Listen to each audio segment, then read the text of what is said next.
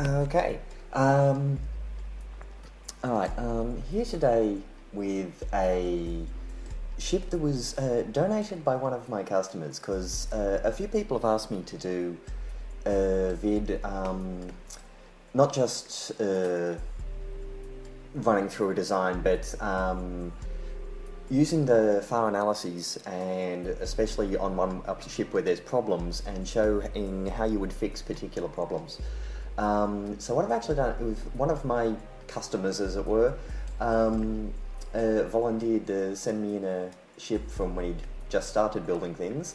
Okay, this is a fixable ship. The basics on it aren't that bad, but it has issues. Okay, a few of them are obvious just visually. Well, one, you can see the aerodynamic surfaces are a bit cluttered. There's, you can tell that this ship has some history to it. It's been built, it's been flown, it's had problems, it's had things added to try and compensate for those problems, which is why you have this big cluster of longitudinal stabilizing parts up the back. They always obviously having your problems. You've also got quite a lot of canard up the nose, little fuel tanks that have been added on in here, so I expect fuel range was extended at some point, and a novel approach to landing gear that is likely to cause quite a lot of stability problems during takeoff, and probably also doesn't take off that easily. But anyway, like I said, this is all fixable, but what we want to do here is have a look at the analyses, so not just eyeballing it, but getting some actual numbers and seeing what they say. So we'll have a look at your standard. This is what the default values on the analysis start out as, and this is basically your takeoff run. So 0.35, most anything except really overloaded ships should be able to hit that on the runway. Altitude 0. The most important thing you're looking at here is over on the top right of the numbers, the level flight numbers. That's telling you what sort of angle of attack you're going to have to hit in order to make the plane start to take off from the runway. And 15 degrees on the runway is hard to get. That's a lot. You want that number as low as possible. You want it at least below 10. And we'll just show you. So yeah, angle of attack required to achieve the necessary lift force. There's the speed, so you can also use this if you've got something that can't quite do it, but it has a lot of power, and this thing does. There's quite a lot of engine on there for not that big a plane, so it can probably hit better than 0.35 on the runway. So how does it look if we go a bit faster? Alright, so the angle of attack is getting down to something tolerable, but now you see we're doing 150 plus meters a second on the runway on, as we've mentioned, not the world's most stable landing gear. And you can also see a bit of red down here, so a little bit of red right on takeoff doesn't matter that much, but it's still something you want to avoid if possible. So you can see here a change in roll right angular acceleration with respect to side slip angle, blah blah blah. So it's saying as a plane is going sideways, if it's done right, it should level off more quickly the more it is going sideways. But this one doesn't. It probably does it in reverse. So as it starts to slip sideways, it starts to roll over as well. So you can expect this thing to wobble a bit immediately after takeoff, and need some manual handling to keep it flat and level and straight. That's saying the same thing from the other side, pretty much. So yeah, as the plane is straightening out from going sideways, it should increase the rate at which it levels out as well. This one doesn't, so as it's going sideways and straightening out, it stops leveling out, or possibly it goes backwards, does the reverse of leveling out. And okay, that's these ones over on the right here are control derivatives. The rest of it is all about just the shape of your wings, regardless of what you're doing with them. These ones on the top right are the only ones that are actually about what you do with your controls. So it's specifically about pitch control, your elevators basically. It's, do you have enough power at the back of the ship in terms of movable wing in order to make the nose come up. And this is saying basically, no, you could use some more elevators. And there are places to put elevators on this ship. You see this little gap in between the central tail and the flanking rapiers. you can fill that in with wing. That's quite a good spot to put some wing, so we'll think about that in a bit. But we'll keep going through the numbers. So, assuming you can get it off the ground, up at about 5 kilometers, you're probably... Well, actually, we'll have a look at its subsonic performance first. So, just before you break the sound barrier, bang. Alright, again, the reason we want to look at just subsonic as well is as soon as you go to supersonic, planes tend to stop stalling. So we'll have a look at this at Mach 1.1, sweep the angle of attack from 0 to 25, and there you see, okay, there's problems, there's massive instability here happening at the bottom where that yellow line is starting to angle up. So on these graphs, blue is your lift, high is good. Red is your drag, low is good. Green is lift divided by drag, so again high is good. Yellow is your coefficient of manoeuvrability. It's not so much about high or low, it's the angle at which it's moving. If it's angling down, the plane is positively stable. It will try to always return to the direction it's flying in. If it's angling up, the plane is unstable. It will, as the nose pulls away from the direction you're moving, it will increase to go that way. It will eventually flip itself backwards if uncontrolled. So you can see this has lots of problems. It's quite high drag. There's a moderate amount of lift, but also, especially see in the middle of the yellow line, that little sudden bump up. So you're going to be flying along and it's going to seem like it's stable, then as soon as your angle of attack gets over about 12 degrees, it's going to try and rapidly throw itself backwards. And even if you manage to save that, if you keep your angle of attack going up to about 18 degrees, well, you know, just a bit beyond, it's going to start to irreversibly flip around. But, okay, we're going supersonic here, it's at Mach 1.1, so all of the lines are still single lines, because the plane isn't stalling. If I take it back to just subsonic, and get rid of that stupid thing. Come on, go away. There we go. Okay, now you see a lot of the lines split into two lines. What that means is beyond that angle of attack, the wing is going to stall, or at least part of the wing is going to stall. And as you see, as the stall happens, lift reduces, the blue line gets lower, which in turn makes green line get lower, combined with the fact that drag is increasing, the red line is getting higher, and all sorts of weird stuff can happen on the stability line. So you see, as you first stall, the plane will actually become more stable up to a point, and then it's going to violently flip backwards. So yeah, we've got some issues there. So anyway, so looking at the numbers more, just subsonic, what's it telling us? So it's going to be rolly, yep, roll problems, and not enough control input. I haven't actually looked at what these control surfaces are set to. So they're set to pitch, and also spoilers, probably air brakes, with a moderate amount of control deflection, but there's not a huge amount of them. You know, there's only those 4 control surfaces at the back. We've also got the canards at the front, but that one has bizarrely been set to yaw, which will not work at all. That surface will have no influence on yaw at all, so it's pretty much just a confused static wing. The front one is set to pitch with a moderate amount of deflection, so it's got some pitch authority, but not enough. And also, doing your pitch control with canards at the front works, and it can, you know, be a very good thing in the right circumstances. But forward control surfaces tend to be more biased towards manoeuvrability than stability, whereas rearwards control surfaces may be a tiny bit less agile, but a lot less dangerous. So too much pitch authority up the front makes for an unhappy plane. So anyway, so we've got that problem at just subsonic. Let's have a look at a bit higher up when we're starting to get supersonic. Okay, we've still got problems. Alright, this red one here in forward velocity derivatives, all this forward and down stuff, this one and the one to the left of it, mostly about not enough wing. Because, alright, Z direction is down, X direction is forward, but even if the Z direction component of the way the plane's moving is not about when you're diving. Okay, when you dive, your Z velocity actually decreases. It's not about up and down relative to the world, it's up and down relative to where the nose of the plane is pointing. So when you have a high angle of attack and the plane is kind of sliding bottom down through the air, then you have a very high Z velocity.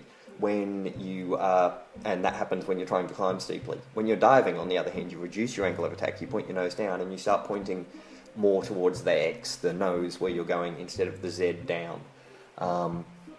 But yeah, planes that are too heavy for the amount of wing they have tend to have red numbers here, and the solution is implied in that: either reduce some weight or add some wing.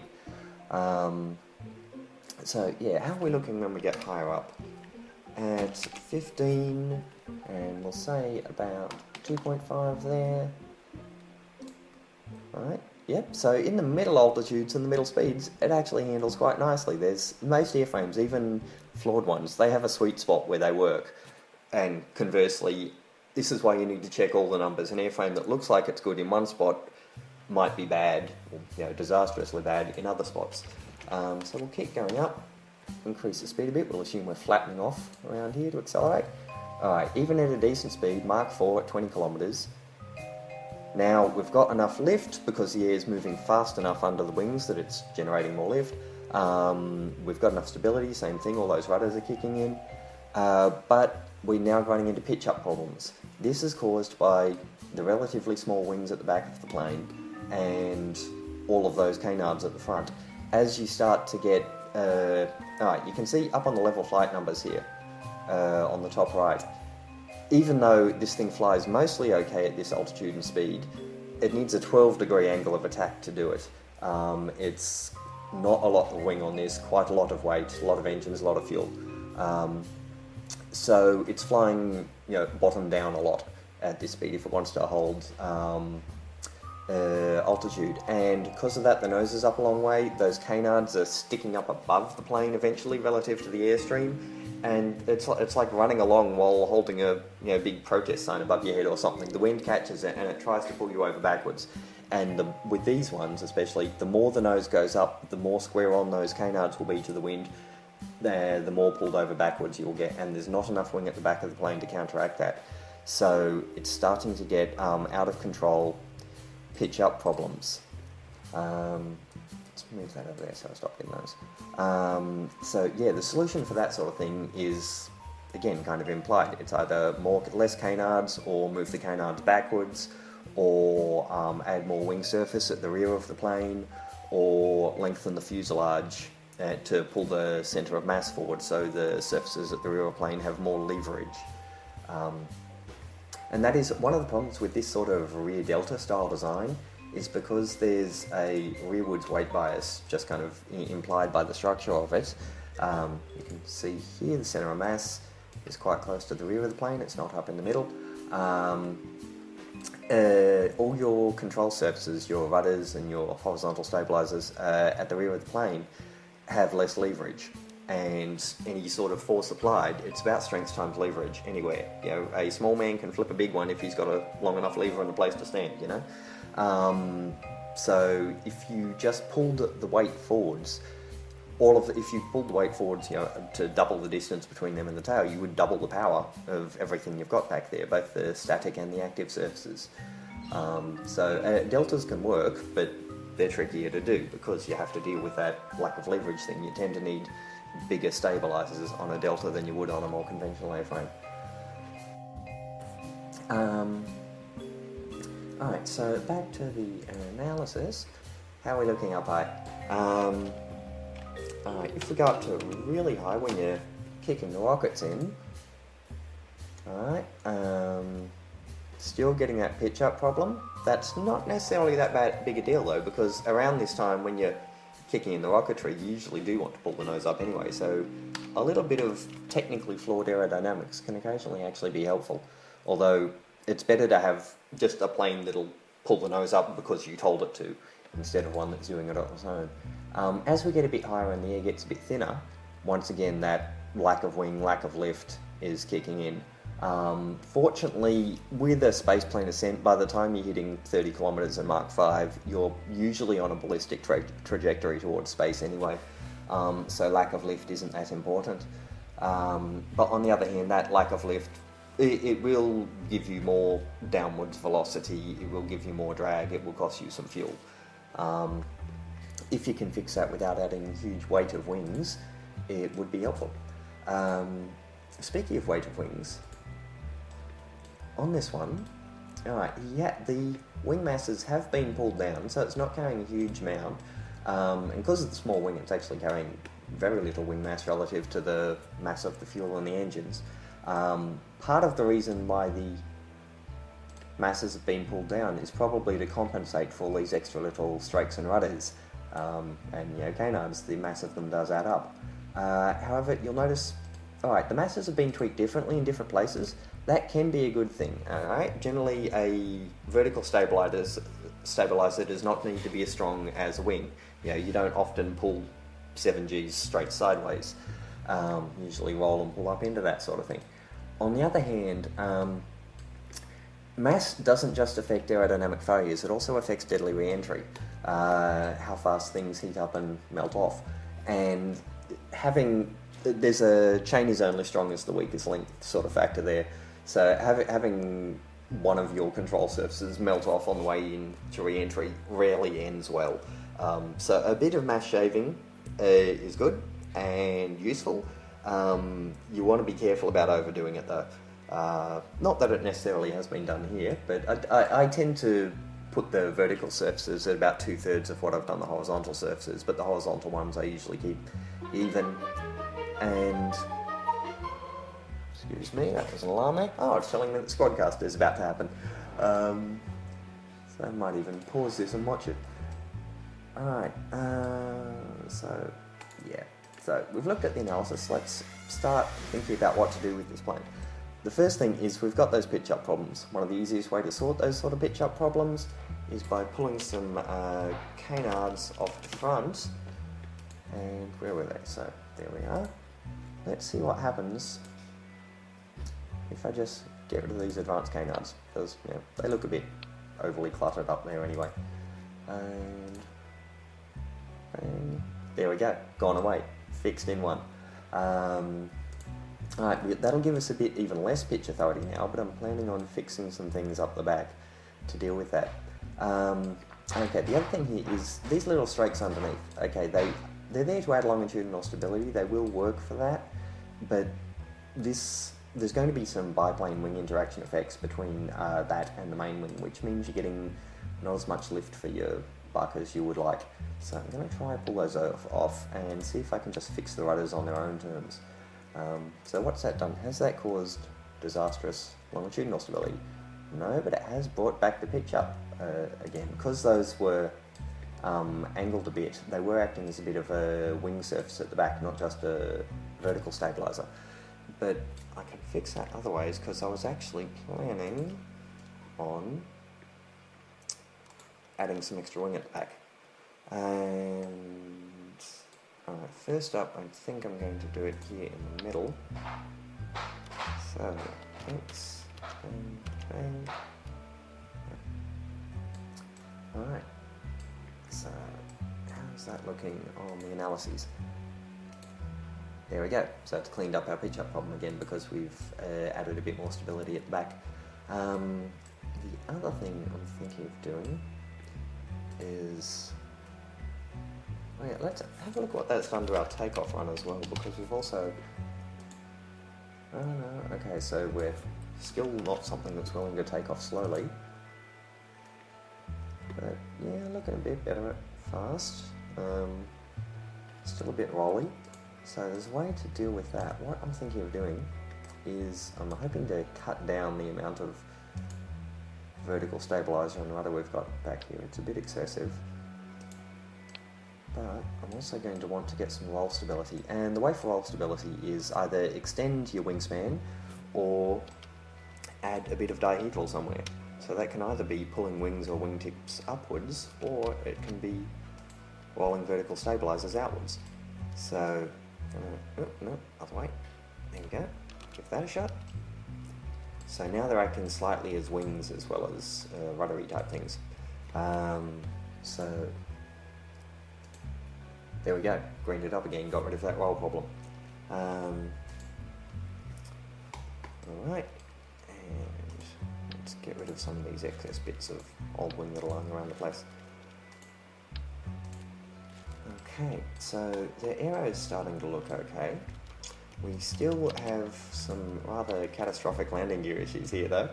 I'm not even going to try and take this down the runway. I don't enjoy having planes fall over and crash during the takeoff run.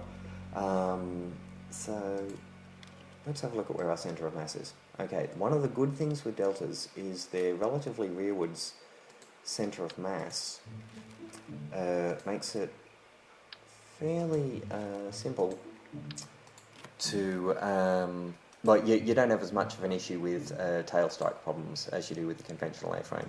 So you can get away more often with leaving the landing gear flush on fuselage instead of having to stilt it up on hard points or something similar. Okay, so you want your landing gear dead vertical. You want to angle snap and mount it on something that's level. You know, it's possible to make angled landing gear work, but it's a real pain and it's almost always more trouble than it's worth. You want your wheelbase as long as possible. And the other issue though is look at the level, okay, because those landing gear are mounted on the twisted bicouplers.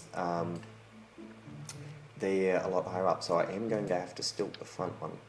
So I'll just demonstrate that here. We'll go to the structural panel, grab a small hard point. Okay, make sure it's on center. Right, and get the gear also centered up. Yep, that's all straight. I've got it reversed because that gives us a slightly longer wheelbase, which is good for stability, good for braking. Going to disable the brakes on the front one and unlock the steering. That's alright. We might even have a little bit of positive pitch happening there, which makes... I'm not sure. No, I think we're going to be fairly level. Yeah, easy way to check that is bring us down to the bottom of the spaceplane hangar. I wish there was a way to enable physics in the hangar, just so you can see how things are going to behave when they drop onto the runway. But yeah, that's all. It's a good level takeoff run. You can put in a bit of positive pitch, like have the rear gear lower, have the plane so the nose is tilted up a bit during takeoff run, and that does make takeoff easier, but it makes landing harder, because when you're landing, as soon as your front gear touches down, it effectively kicks the nose up a bit and makes the plane want to take off again. But yeah, we're looking half okay. It's still, okay, you could take it off with the landing gear this height, but there is a tail strike risk. You know, it'll be possible probably to take this off, although at very high speed. Remember, that's the other thing, because of the little wings, it needs a lot of angle of attack to take off. So you can't just ease it off the runway, you have to reach the nose up to get that angle. So there would be a significant tail strike risk on this. We could stilt up the rear gear and stilt the front gear even more, or we could do this, throw in some tail strike guards. Okay, I'm putting them on the inside because that makes them more hidden, and you know, tail strike guards are usually things you want to stash away because they don't look great. But yeah, we'll put them in there. Once they're pulled up, they won't be too obvious. And what you want to check with tail strike is, imagine the plane is sitting with all four of those wheels on the ground, those rear wheels. Is that going to give it enough angle of attack to take off? That's a pretty steep angle, so this one should do. Alright, let's have a look at what fuel we've actually got in here. Okay, the liquid fuel fuselage, yeah, I suppose we need some pure liquid fuel, and there aren't any nacelles or anything on this. Intakes, we've only got the 4 shock cones for 4 rapiers and a aerospike. Now, the choice of the aerospike is yes and no. It's pretty much, you don't want to turn it on until the rapiers have flicked over to rocket mode. So all it is really is giving you an extra rapier that you can't use in jet mode, and it's giving you a relatively high thrust single thruster of good efficiency in space. It's essentially an overpowered LV909. On the other hand, if you stuck a turbojet there, okay, this thing already has more than enough jet thrust, but hey, more of that never hurts. And the big advantage of a central turbojet is you can leave it running all the way up to the point where it dies from lack of air without having to worry about asymmetric thrust.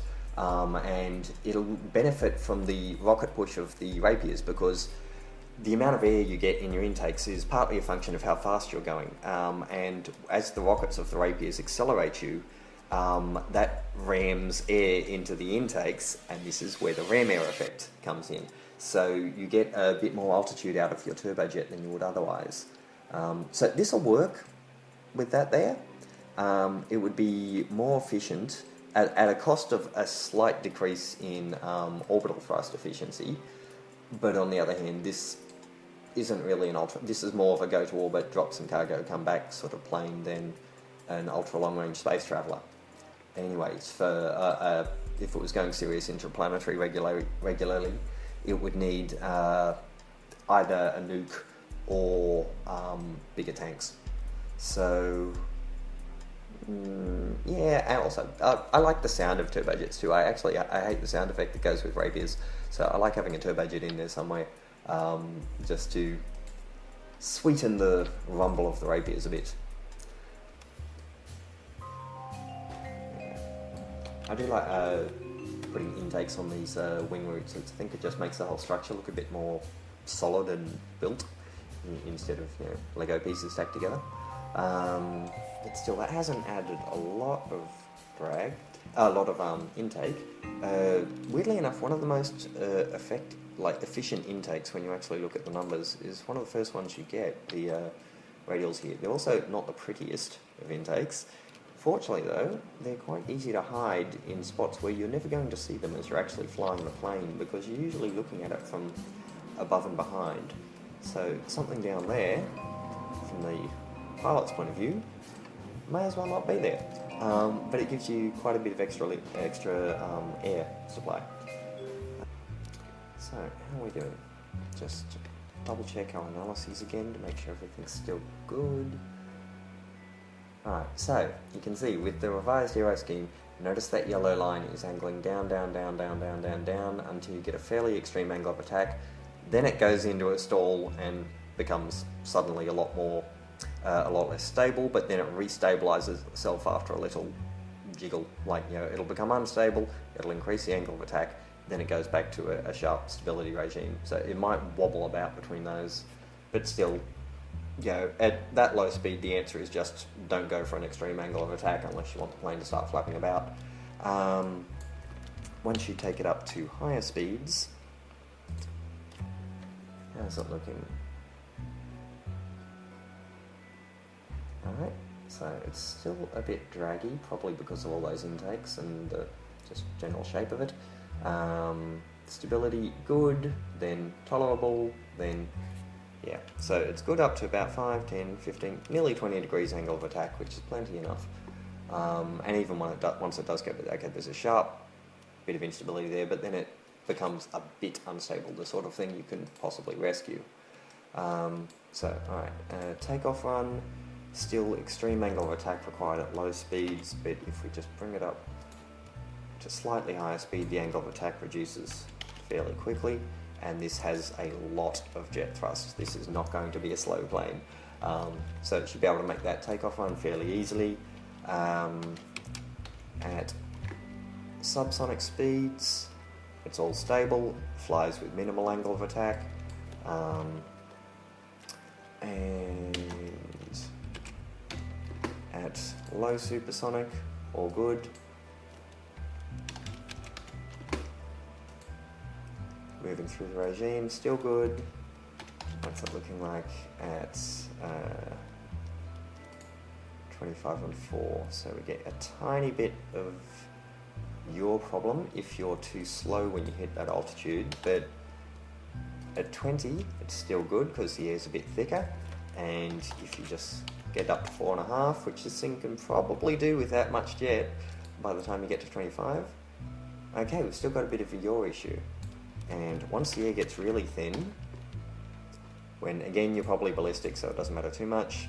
Okay, yaw and roll is all good, but down to problem. Okay, we've got a little bit of a yaw problem at the mid speeds and altitudes. If you're, just as you're getting up to the serious fast, it might get a little bit wandery in the nose. We could increase some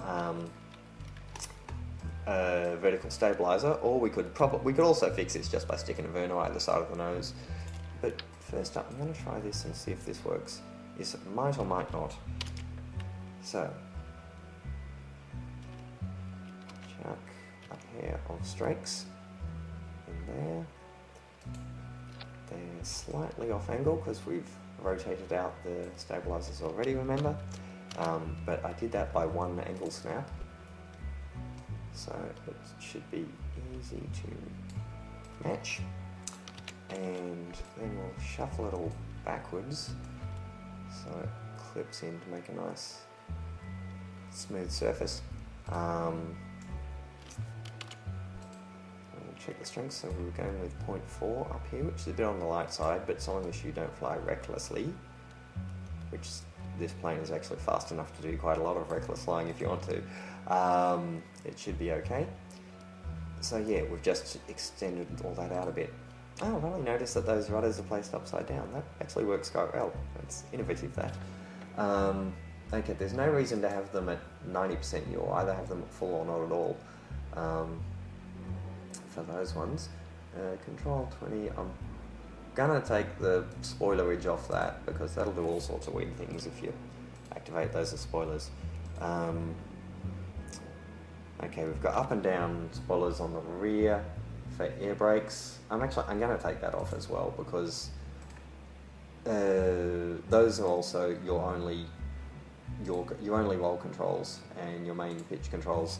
So using them as spoilers, it could work, but it's likely to cause more problems than it solves. Yeah, and there are other ways to slow down. Pitch all good there. Alright, so let's have a look at what that rudder extension does to stability. Okay, up at 30, nothing's going to fix it because 30 is when you're running out of atmosphere. Okay, we've still got our yaw issue. How does it look if I speed up just a bit? Yeah, so comes all good there. And 20 at 4, all good there. 22, all good. Yeah. Okay, the answer here is just get above Mach 4 before you take it to 25 kilometers. And if you do get above Mach 4 before you go above 24, you're all cool. Yeah, we could add on huge amounts of rudder surface and eventually it'll fix it, but it's not necessary. And actually, those little strakes I added, let's just see if we actually need them at all. So 25, 4.5, it's good with them on. If I take them off, bad. Okay, yeah, so they do help. So let's chuck them back on. There we go.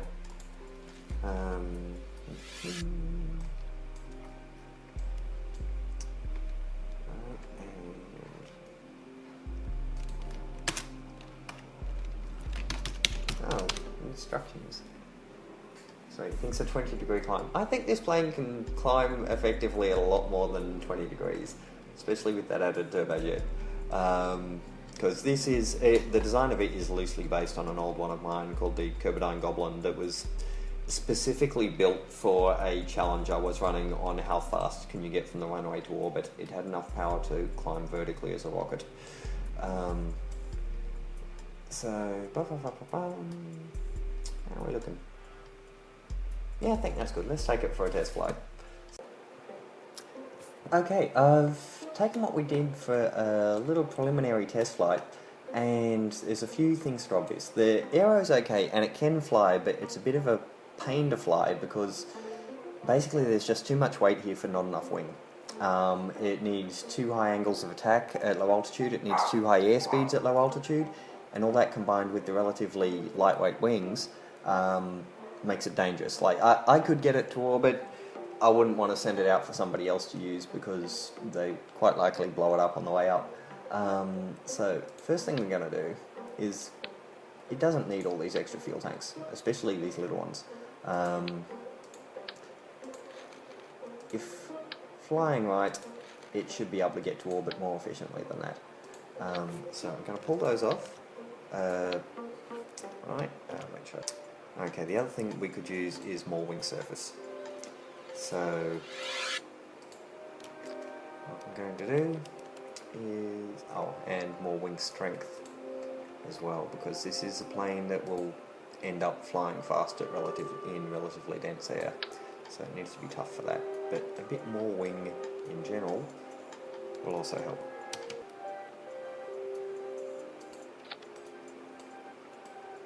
Alright, that's given us quite a lot more wing surface. It has also will have pulled a lot of the aero forwards, so we're back to having pitch up problems, but we can sort that out. By possibly even losing the canards entirely.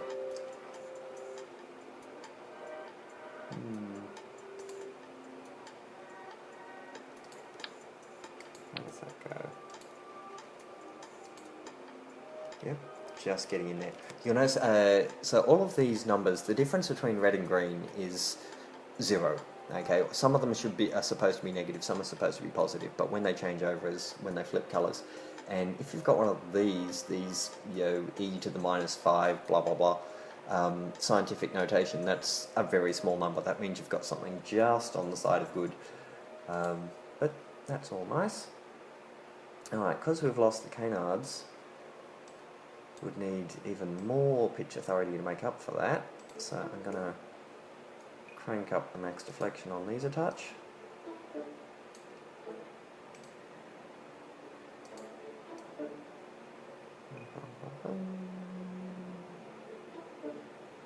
Right. And I'm also going to set the weight of everything. Alright, because this is a fast, relatively low lift, relatively heavy ship, it will end up going fast in dense air, therefore it needs stronger wings than otherwise. Okay, a careful pilot, you'll get away with 5, 6. If I'm putting it up for public consumption, I tend to do the wings stronger than I would for my personal things, because I don't want other people coming back and saying, oh, I tried your planes and they all exploded. It's not good for sales, that sort of customer report.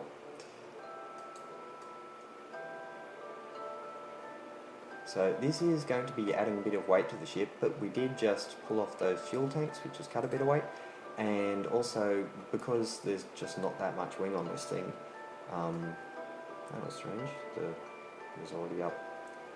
There's still some leftovers in the masses here of the old design, but okay, I think that's all me now. What's that done to our numbers? Okay, we're just the other side of good on pitch up at 25.5. What I can do is just shift the wing back a whisker. How's Ferrum looking? So we've gone green again, that's because we dragged the wings back. Alright, so we've got strength up, we've got extra lift, we've cleaned up the nose a bit, that'll reduce drag, we've got rid of all those parachutes, fixed up the control surface settings. We should be just about good to go, I think.